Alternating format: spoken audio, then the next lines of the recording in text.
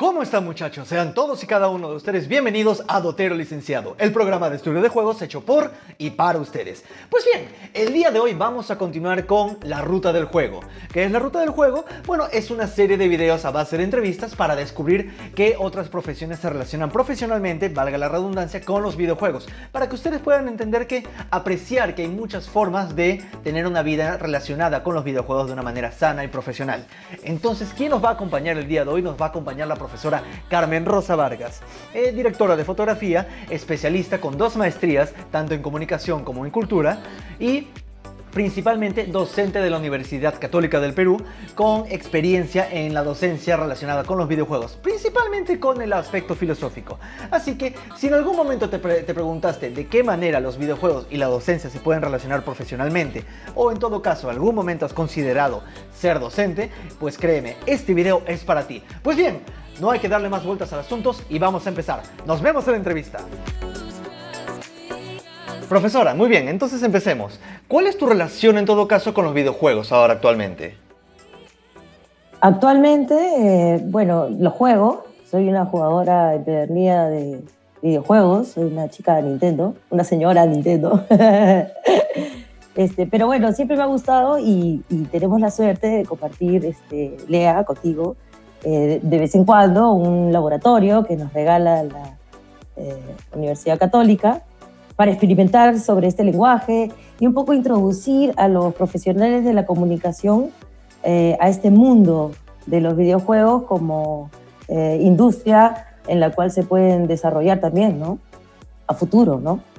Claro, porque justo es genial que comentes eso porque hay muchas personas que creen que literalmente no hay cursos sobre videojuegos en todo el Perú.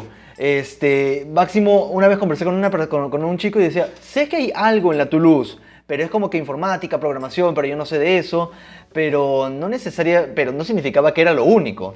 Entonces justo ahorita, bueno, la gente que nos está viendo no lo debe saber, pero con nuestra profesora enseñamos un curso en la Católica, en la Facultad de Comunicaciones, sobre videojuegos. Conceptos básicos de videojuegos, para que la gente tenga una primera aproximación y digan, oye, esto es lo que me interesa, esto es lo que... no sabía de esto, más que nada. En mi caso, digamos, yo dirijo las prácticas donde les doy, digamos, conceptos un poco más técnicos, pero en la teoría es diferente, ¿correcto?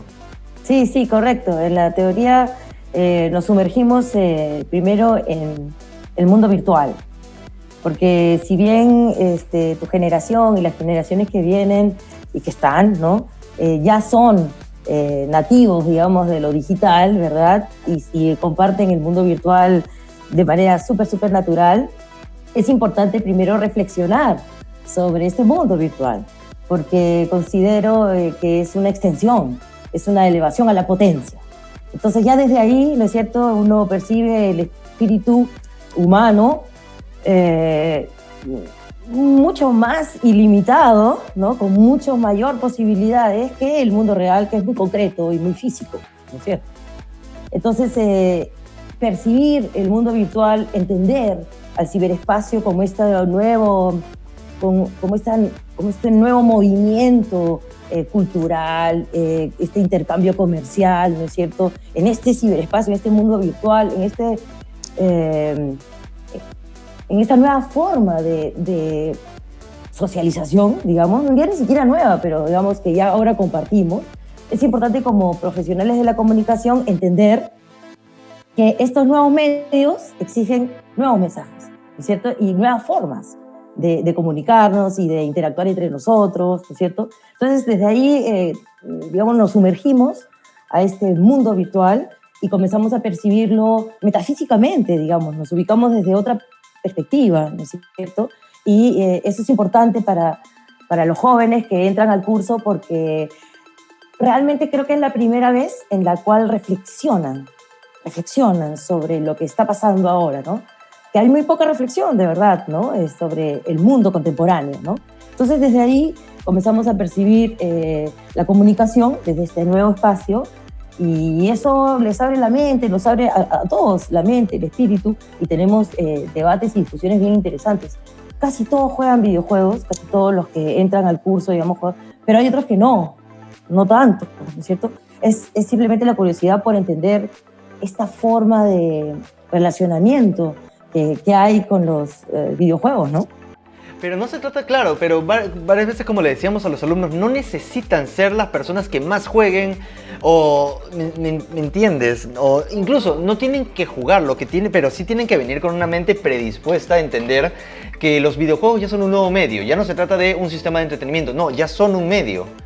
Ya son una forma de comunicar, ya son una forma de expresar. Justo hace poco tuve una entrevista con Capitán Perú, en donde estábamos hablando de videojuegos, en donde había uno muy famoso hecho por peruanos, que resaltaba sobre la mitología amazónica.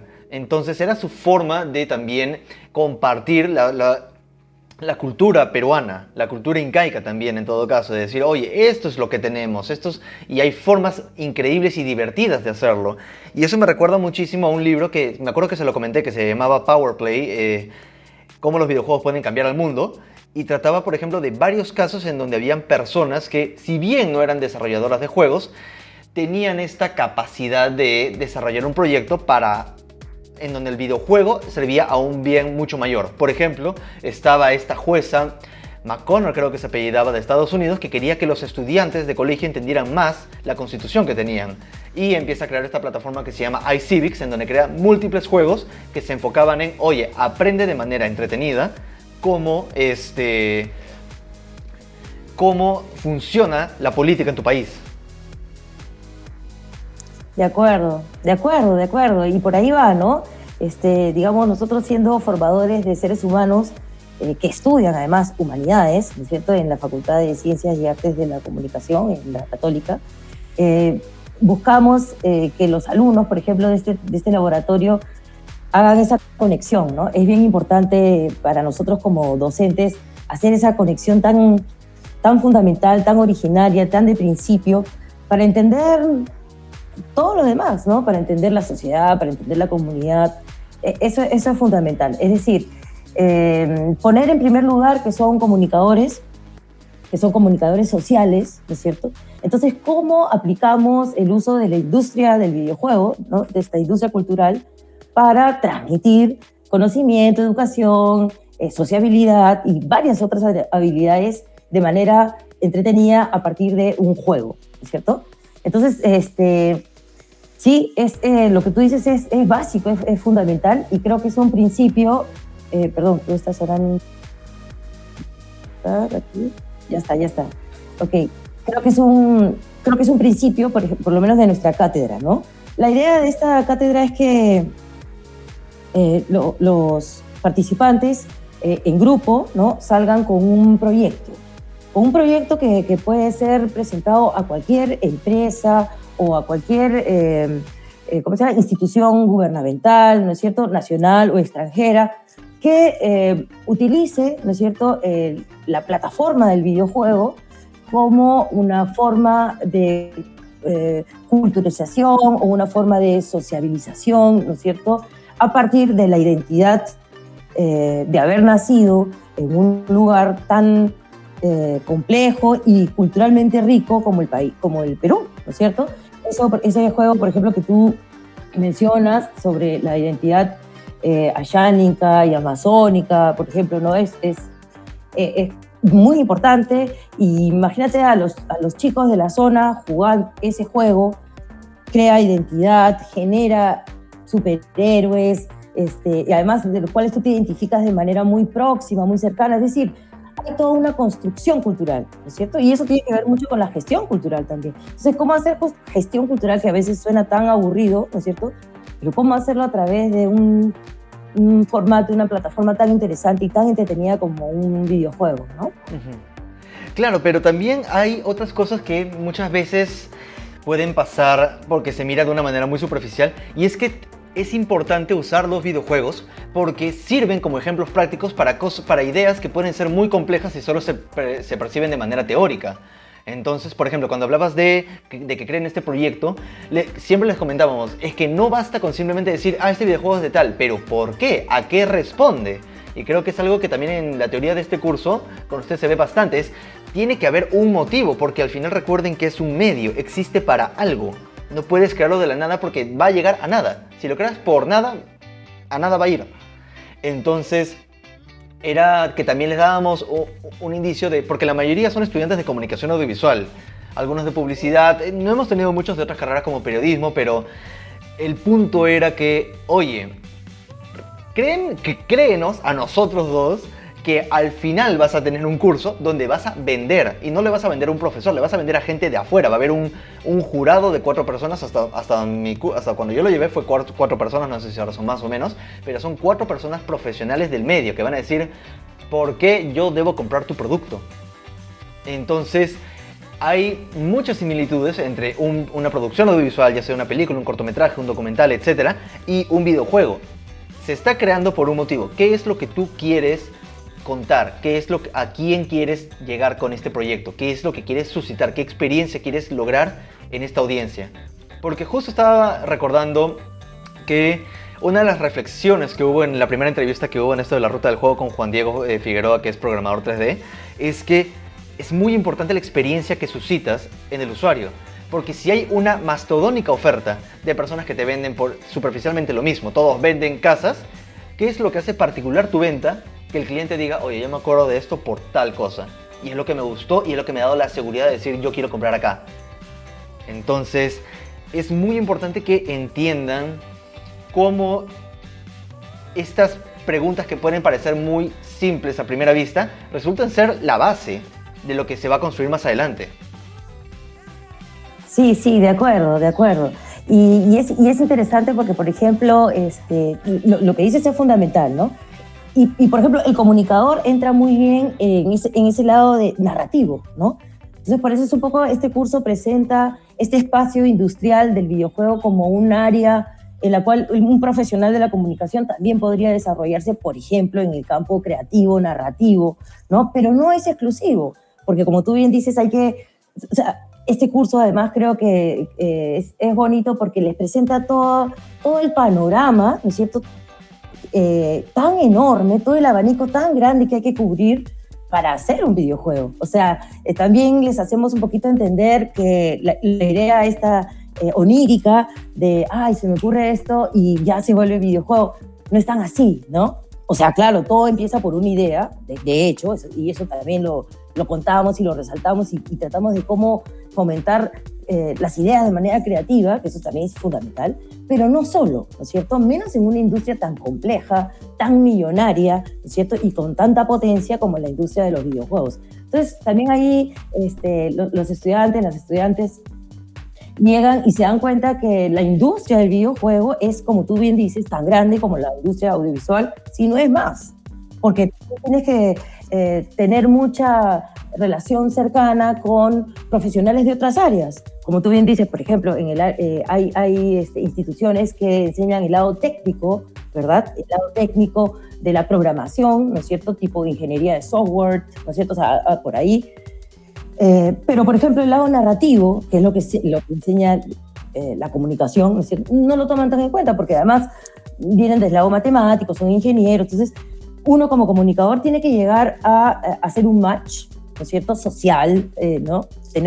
Llenarse de habilidades comunicativas y sociales para poder comunicarse tanto con ingenieros de software, como con economistas, como con marqueteros, como con diseñadores, como con iluminadores. O sea, uno tiene que tener esta...